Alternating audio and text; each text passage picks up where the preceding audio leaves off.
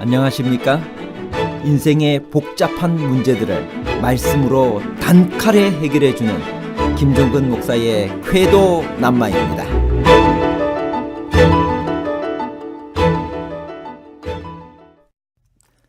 여러분, 코리아 퀴어 페스티벌이라는 말을 들어보셨나요? 퀴어라는 말의 도대체 무슨 뜻일까요?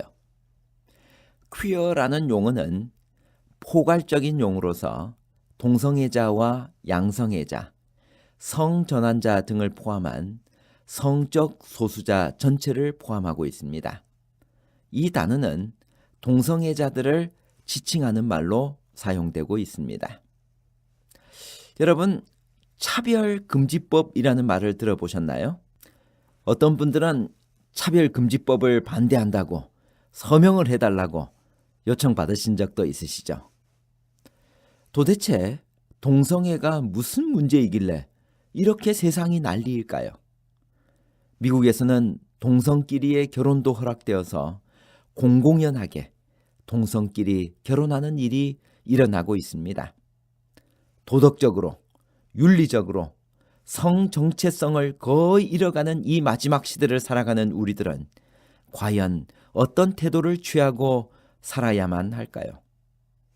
동성애는 이성애와 똑같이 인정해도 되는 생활 양식인가요?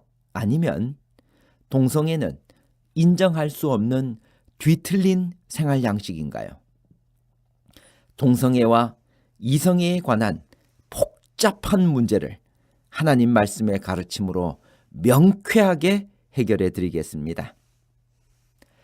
동성애란 무엇일까요? 동성애란 성애의 대상을 동성으로 택하는 성대상 도착 혹은 성대상을 가리키는 말이지만 이것을 분명하게 정의하기는 쉽지 않습니다. 동성끼리 성적 접촉을 통해 오르가즘을 느끼기 위해 하는 성적 행위를 동성연애라고 하는데 동성애는 이것과는 구별되는 개념입니다. 동성애에 대한 성경의 최초의 기록은 어디에 나오나요? 창세기 19장 5절. 롯을 부르고 그에게 이르되 이 저녁에 내게 온 사람이 어디 있느냐? 이끌어내라. 우리가 그들을 상관하리라. 영어 성경에 보면 have sex with them. 그들과 더불어 성관계를 맺겠다. 이런 말이에요. 남자가 남자로 더불어 관계를 맺겠다는 것입니다. 동성애는 어떤 문제를 발생시키나요? 하나님의 창조 질서를 어깁니다. 에이즈를 발생시킵니다. 동성애에 대해 성경은 어떻게 가르치고 있나요? 성경은 동성애에 대해 분명히 반대하는 입장을 취합니다. 제가 성경절 몇 구절을 읽겠습니다. 레위기 18장 22절. 너는 여자와 교합함 같이 남자와 교합하지 말라. 이는 가증한 일이니라. 레위기 20장 13절. 누구든지 여인과 교합하듯 남자와 교합하면 둘 다 가증한 일을 행함인즉 반드시 죽일지니 그 피가 자기에게로 돌아가리라. 고린도전서 6장 9절에서 10절. 불의한 자가 하나님의 나라를 유업으로 받지 못할 줄을 알지 못하느냐. 탐색하는 자나 남색하는 자나 토색하는 자들은 하나님의 나라를 유업으로 받지 못하리라. 여기서 남색하는 자란 동성애자들을 말합니다. 로마서 1장 26절에서 27절에 있는 말씀입니다. 이를 인하여 하나님께서 저희를 부끄러운 욕심에 내어버려 주셨으니 곧 저희 여인들도 순리대로 쓸 것을 바꾸어 영리로 쓰며 이와 같이 남자들도 순리대로 여인 쓰기를 버리고 서로 향하여 음욕이 부릴 듯하며 남자가 남자로 더불어 부끄러운 일을 행하여 저희의 그릇 때문에 상당한 보응을 그 자신에 받았느니라. 성경은 동성애가 남자와 여자로 창조한 하나님의 창조 질서에 역행하는 부자연스러운 관계로서 하나님이 혐오하시는 죄로 규정합니다. 동성애자에 대해 기독교인은 어떤 태도를 취해야 할까요? 동성 간의 성문화는 분명히 옳지 않은 일입니다. 빗나간 음욕을 멈추어야 합니다. 성경이 죄라고 지적한 행위에 대해서는 호기심을 갖고 엿보지도 말아야 합니다. 더 이상 이와 같은 죄된 행위가 확산되어서는 안 됩니다. 자신의 행위에 대하여 합리화해서도 안 되며 다른 사람들에게 이를 조장하거나 미화하여 부추겨서도 안 됩니다. 동성애, 그것은 명백한 도덕적 범죄입니다. 그러나 그리스도인은 죄는 미워하나 죄인은 사랑해야 합니다. 기독교인은 동성애라는 틀린 성문화에 빠진 이들에게 그리스도 안에서 변화의 희망을 전해줄 책임을 느껴야만 합니다. 그들은 얼마든지 그리스도 안에서 새로운 삶을 살 수 있습니다. 그리스도께서는 동성애자를 위해서도 돌아가셨으므로 최선을 다해 그들을 돕고 그들의 새로운 삶을 위해 기도해야 합니다. 동성애자들의 삶이 진정으로 바르게 변화될 수 있도록 이끌어야 할 책임이 우리 모두에게 있습니다. 요약하면 기독교인들은 성경은 남자와 여자가 결혼한 관계에서만 성적 관계를 맺는 것을 허용한다는 것과 그 외의 성적 관계는 모두 죄이지만 죄는 미워하되 죄인은 사랑하라는 말씀에 따라 그들을 포용하고 사랑해야 한다는 성경상의 원칙을 따라 살아야 합니다. 또한 기독교인들은 동성애를 용인하지 않지만 동성애라는 틀린 성문화에 빠진 이들에게 그리스도 안에서 변화의 희망을 전해줄 책임을 느껴야만 합니다. 그리고 그들을 위해 기도해야만 합니다.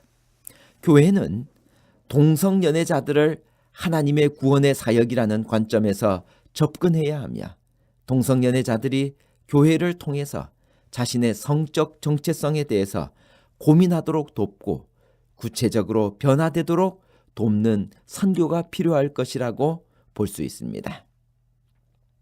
이성애에 관한 성경의 가르침은 무엇인가요?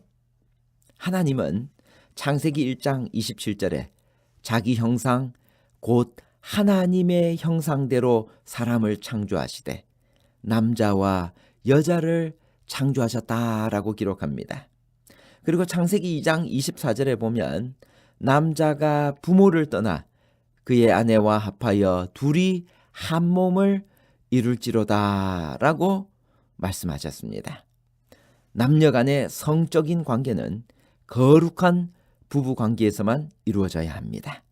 이것이 성경이 말하는 이성애와 결혼의 본질입니다. 또한 한 남자와 한 여자의 결혼을 통해 창세기 1장 28절에 생육하고 번성하여 땅에 충만하라고 말씀하셨습니다. 남자와 남자, 여자와 여자의 결혼은 하나님의 뜻이 아니며 그들의 관계에서는 자녀를 낳을 수도 없습니다. 예수께서도 마태복음 19장 4절 5절에 사람을 지으신 이가 본래 저희를 남자와 여자로 만드시고 말씀하시기를 이러므로 사람이 그 부모를 떠나서 아내에게 합하여 그 둘이 한 몸이 될지니라 라고 말씀하셨고요. 하나님께서는 남자와 여자를 창조하셨고 남자와 여자가 한 몸이 되는 결혼 제도를 세우셨음을 재차 강조하셨습니다. 동성애에서 벗어난 한 여성의 간증을 제가 듣게 되었습니다. 그녀의 간증을 잠깐 들어보십시오. 그녀는 동성애는 선천적이어서 고칠 수 없고 변할 수 없다고 말해요. 그런데 변화될 수 있는 방법이 딱 하나 생겼어요. 여기저기서 모든 방법을 다 강구해 보았지만 불가능했어요. 그런데 제가 부활하신 예수님을 저의 개인의 구세주로 영접하고 제 인생의 주인공으로 모신 후에 제 삶에 변화가 일어났습니다. 예수님 안에서 새로운 피조물이 되었다는 확신을 가지게 되었습니다. 예전에는 동성애 때문에 늘 죄인처럼 살았는데 예수님을 제 마음의 주인공으로 모시고 난 후에 너무나 행복하고 기쁜 삶을 살게 되었어요. 저는 동성애에서 벗어날 수 있었어요. 여러분 모두도 예수님 때문에 반드시 변화될 수 있습니다. 동성애자 여러분을 사랑합니다. 저는 이 간증을 듣고 희망을 가졌습니다. 우리가 동성애자들에게 예수님을 소개하면 그들도 이성애자로 변화될 수 있습니다. 결론입니다. 첫째, 동성애에 대한 성경의 최초의 기록은 구약 창세기 19장 5절에 나오며 동성애로 타락했던 소돔성은 하나님의 심판을 받아 유황불로 멸망하였습니다. 둘째, 구약 성경에는 동성애하는 자를 죽이라고 레위기 20장 13절에 말했습니다. 셋째, 성경은 동성애자는 천국에 들어가지 못한다고 고린도전서 6장 9절에서 10절에 말씀하셨습니다. 넷째, 오늘날 기독교인들은 동성애자들의 죄는 미워하되 죄인은 사랑해야 합니다. 다섯째, 교회는 동성애자들을 하나님의 구원의 사역이라는 관점에서 접근해야 하며 동성애자들이 교회를 통해서 자신의 성적 정체성에 대해서 고민하도록 돕고 구체적으로 변화되도록 도와야 합니다. 틀린 성문화에 빠진 자들의 죄는 미워하고 죄인은 사랑하도록 합시다. 동성애자들에게 예수님을 소개하고 그들도 변화될 수 있도록 기도합시다. 감사합니다.